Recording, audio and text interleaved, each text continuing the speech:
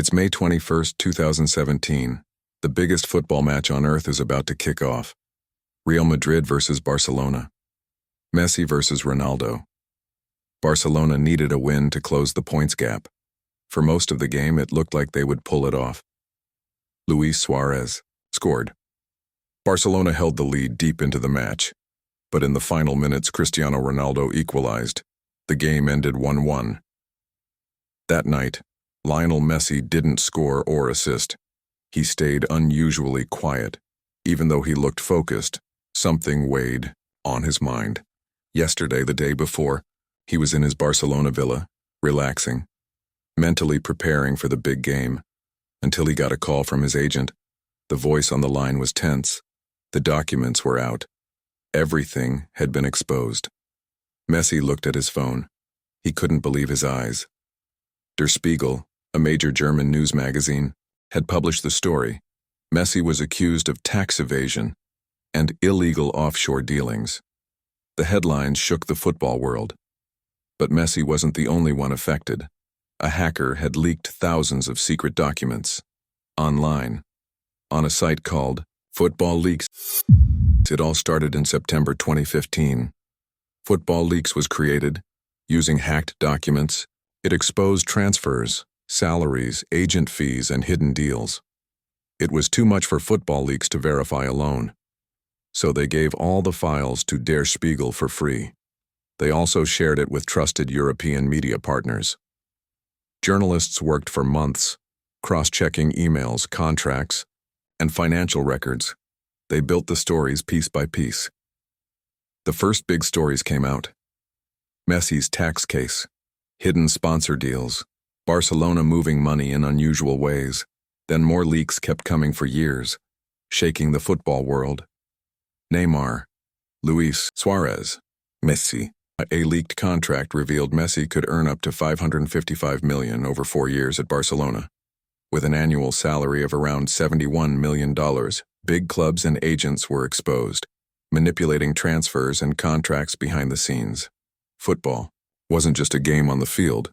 It was a game of power, money, and hidden deals. Until John, the hacker's nickname, stepped forward, still anonymous.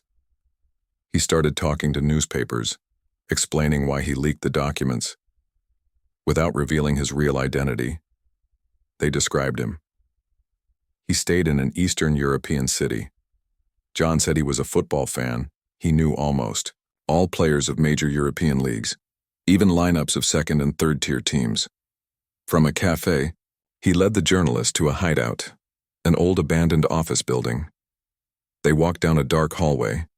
He stopped at a small door.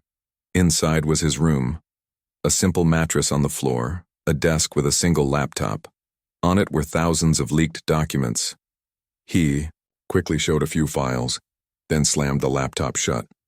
Later that night, he went to a restaurant to watch the Champions League match, Barcelona versus Juventus. Messi was on the screen, his idol.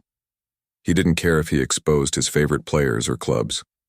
What scared him were the names, Kazakh and Turkish names, linked to a mysterious sports marketing company, Doyen Sports. One name stood out, Taufik Arif, a powerful businessman, rumored ties to shady deals worldwide. Doyen controlled players.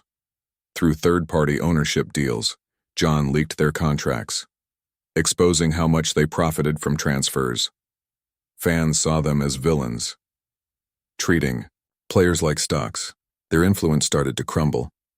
One morning in a London apartment, Doyen's boss, Nelio Lucas, opened his laptop. He found an email from a mysterious sender, Artem Lubazov. That was John. The blackmail started. Back to Messi. Messi sat in court. His request to enter through an underground garage was denied.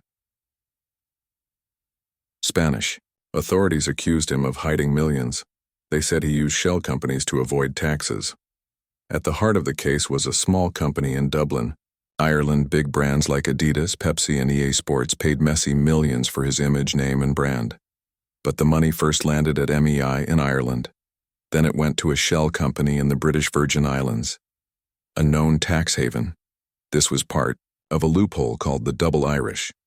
By the time the case reached court, The loophole was under fire. Prosecutors argued it wasn't just accounting, it was criminal. The deals involved $100 million image rights.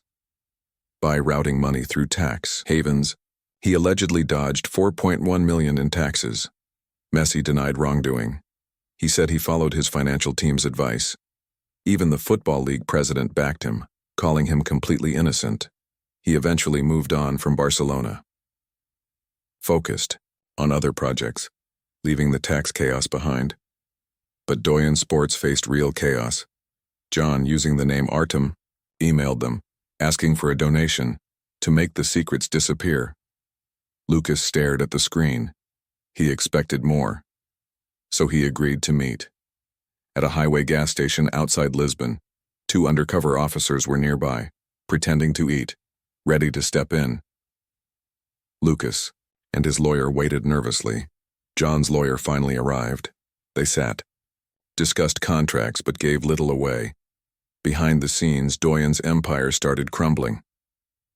Within a year, the company vanished from football. John's true identity remained a mystery. Police hunted him across Europe. They traced email servers, IPs, and family movements. Finally, they had a lead. Rui Pinto. From Porto, Portugal. He was hiding in Eastern Europe. Authorities monitored him closely.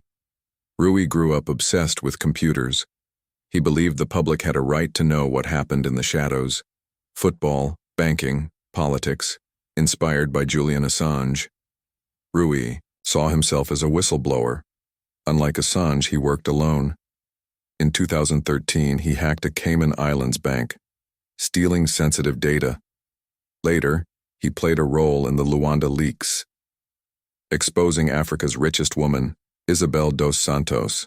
For him, it was bigger than money or fame. Football leaks would become his largest act.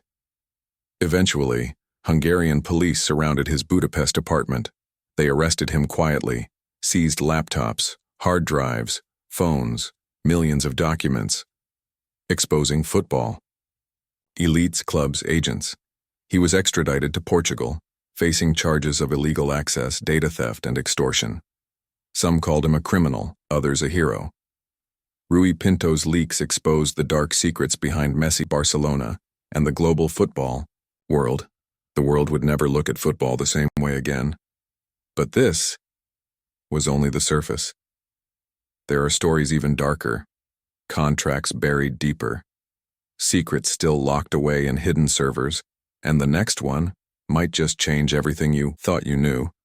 So if you're ready for the truth, hit subscribe because the next story drops soon. And trust me, you don't want to miss it.